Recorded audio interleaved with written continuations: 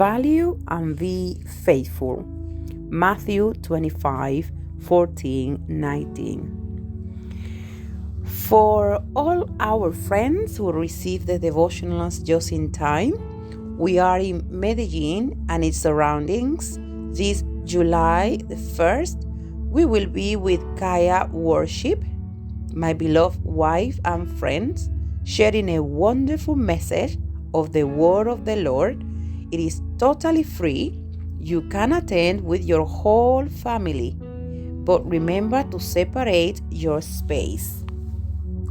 300-871-0569. Separate your space now.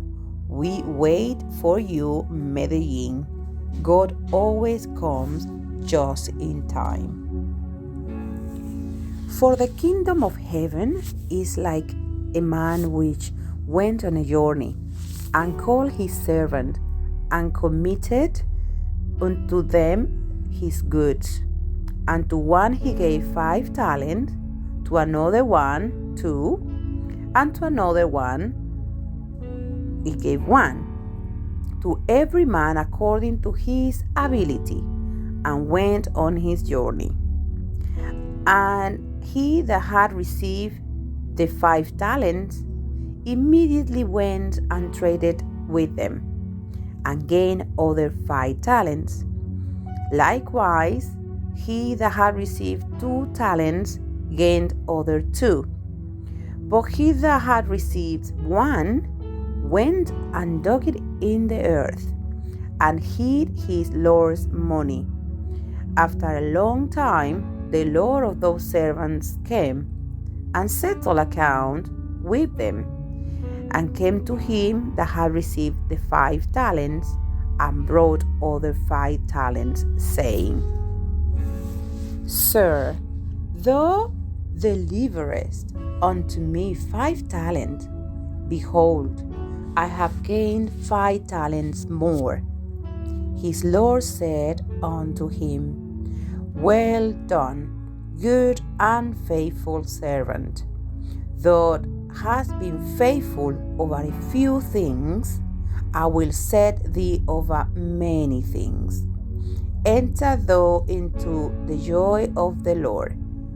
And he that had received 2 talents came and said, Sir, thou deliverest unto me 2 talents. Behold, I have gained 2 talents more. His Lord said unto him, Well done, good and faithful servant. In the little you were faithful, over the much I will put you. Enter into the joy of the Lord. But the one who had received 1 talent also came and said, Sir, I knew that you are a hard man, that you blind where you did not sow, and gather where you did not scatter. And I was afraid, and I went and hid your talent in the ground. Look, here is what is yours. But his master answered and said to him, Thou wicked and slothful servant, thou knewest that I blind where I did not sow, I reap where I did not scatter. Thou oughtest them to have put my money in the bank, and when I came I would have received my money with interest.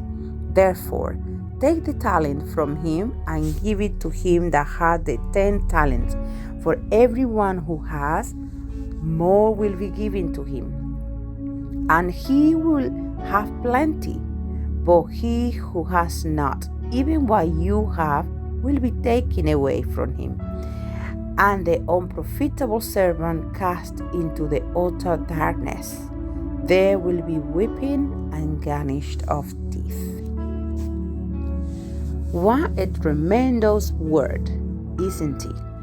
It is a parable, a story that Jesus used to compare what the kingdom of God was, and what each one was going to receive according to what had been given to his hands.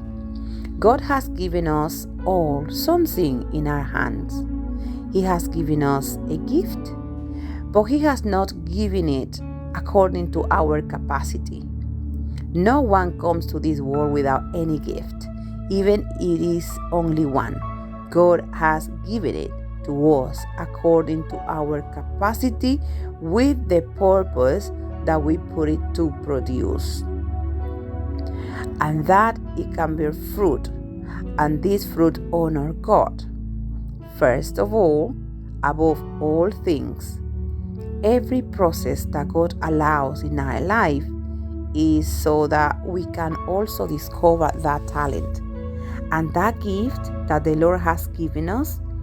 I am one of those fully convinced that when I have surrendered my life to God, nothing that happens in my life will be alien to His knowledge.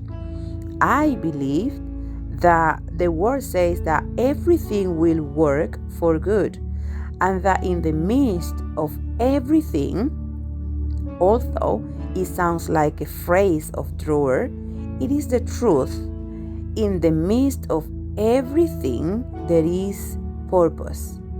Purpose, it is the original meaning for which God created us. Everything will lead us to that purpose, to that original meaning, to what was designed that God put inside of us, will come to light, because we were not put here on earth to fill a space. We were put here to enjoy it. Today you are alive. While there is life, there is hope. God has you standing in the midst of an illness. You are alive today. God has you standing something supernatural. God is plotting. Something is about to happen. Something God is working in you. And the work that God is doing in you will come to light, and you will rejoice for what God is doing. Sometimes God's answer do not come as we expect. We despair because we do not see the result we want to see. But let me tell you something. God is never wrong. He knows what He's doing with you. Sometimes we find it hard. We find it hard to understand that something good God is doing in our situation, because we could ask ourselves, what good is it that someone dies, a loved one, or what good it is that we are fired from a job? It is a good thing that I am the man of the house. As I was talking to a friend once, he said to me, but I am the man of the house, and I am the one who has to supply for the house. It is God's order. But at the moment, I have not been able to get a job for such a long time. I move around, and nothing happens. And I ask him, have you ever gone to bed without eating? Or have your children lacked food?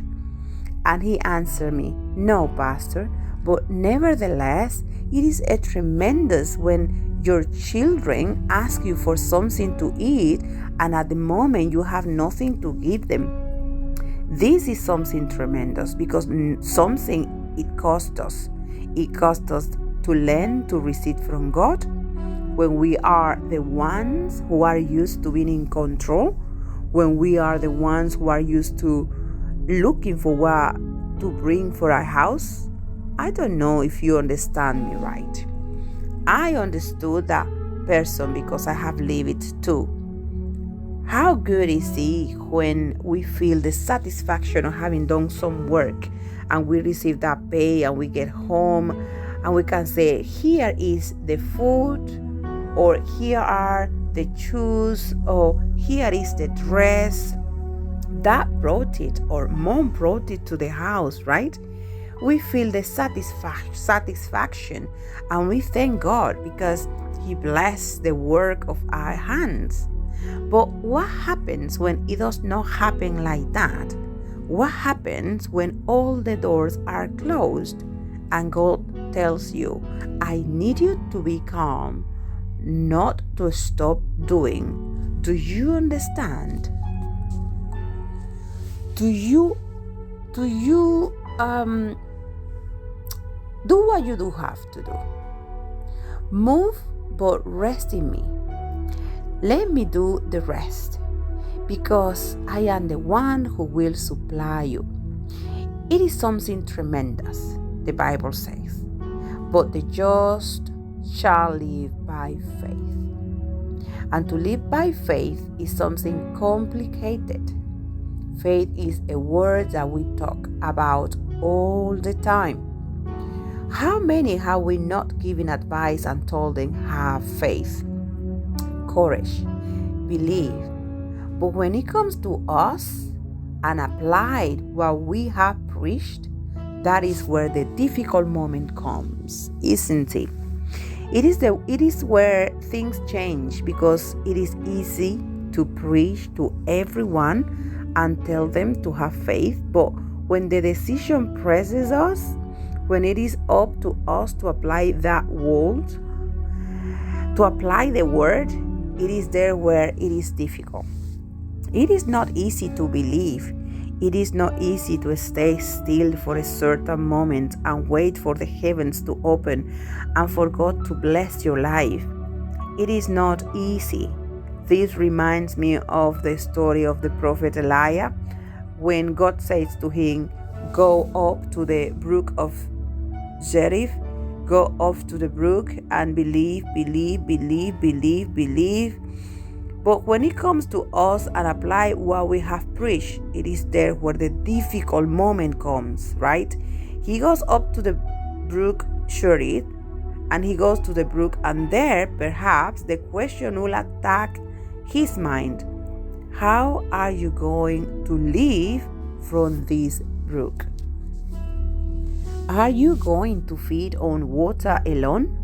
But he was there at a certain moment in stillness and in rest, waiting for what God could do.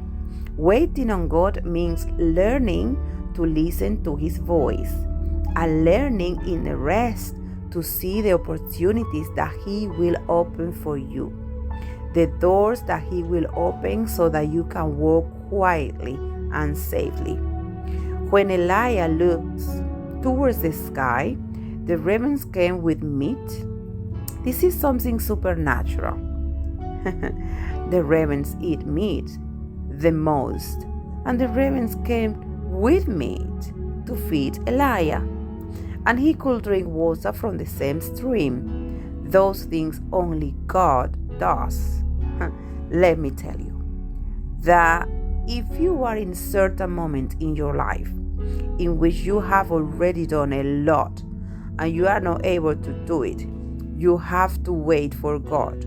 Where you have already done a lot and found nothing, wait a little while, rest in the Lord, because you will see how the ravens will start coming one by one to your house to bring provision for your house. Now, this won't happen all the time, but that is the way God is going to start blessing you. Why I use this parable today?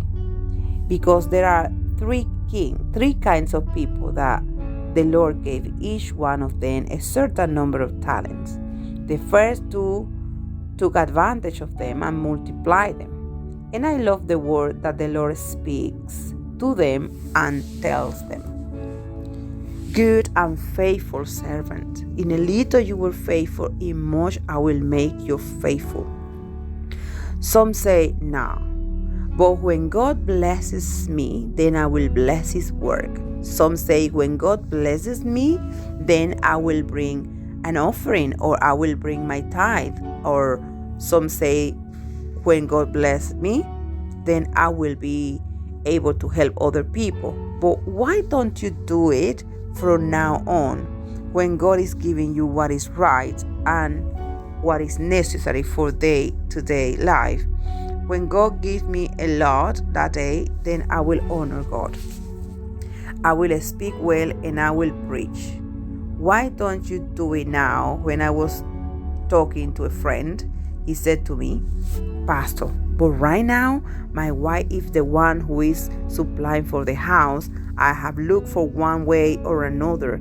I have tried to do, or rather everything, to get a job, and it still hasn't come.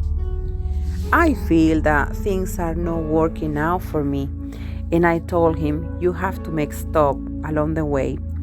The fact that you are not supplying for the house does not mean that you are losing your authority. You are still the man of the house. You are still the head. But God is leading you to learn a lot of things. And one of the things He's teaching you is to value your family and to value your wife. Because at the time when you had a job, there was pride in your heart. When you had a job, you were totally secure because you had the daily income or you had a monthly income. You earned a good salary. You were the man of the house. You didn't even thank God. You couldn't even go to church, and you had your wife on one side and your children on the other side. The role you had was the one that brought money to the house. But now God has calmed you down and has put a stop to it. Yes, now what God is teaching you now is that He's using your wife to bless your home. And whether it is the last or the least, she is the instrument of blessing that God has chosen today to bring provision to your home. Are you valuing that instrument that God is using today to bring blessing to your home? Or you just keep complaining and you keep arguing, and precisely the problem has arrived at home. The relationship had become somewhat great in the family because of the lack of money. So my advice was, start to change the strategy. Be faithful to the Lord. Take care of what the Lord is giving you. What is that the Lord is giving you, and what is the channel that God is using to bless your home? It is your wife. Love her, respect her, take care of her, value her. If your wife comes home tired and finds a man who doesn't want to talk and who is worried because he can't get a job, she will be more burdened. Then help her, pamper her, thank God. When I talk about this, I express those experiences that happened to me. And when I managed to understand God's teaching for my life, then God began to turn everything around. Because in everything there is a purpose. Thank God, because you complain at all time. Because there it is a small job. I'm already asking the Lord for another bigger job, but you are not valuing the small one you have. Are you understanding me today? You want to ask God for lots of money and things and property, but you don't value what He gave you. Now is small. Yes, value it, because if you are faithful in the little, God will put you in the much. Today, make a prayer to God, surrender, and thank Him for what you have. Let that prayer come from your heart. Today, your pastor and friend Elias Hoyos is speaking to you.